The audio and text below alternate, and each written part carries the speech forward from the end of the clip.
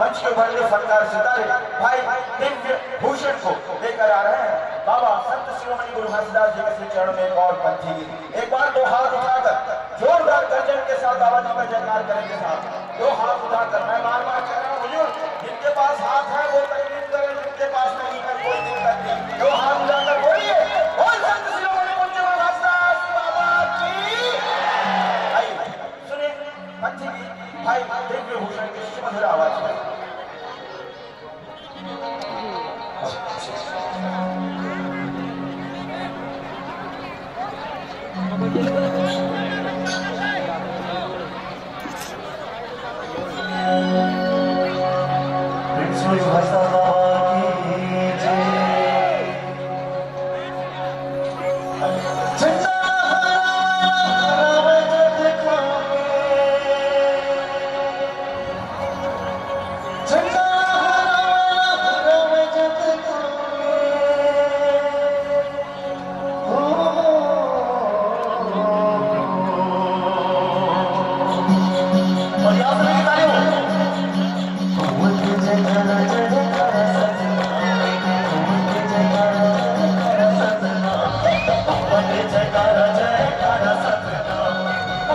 जयकारा जयकारा सतना।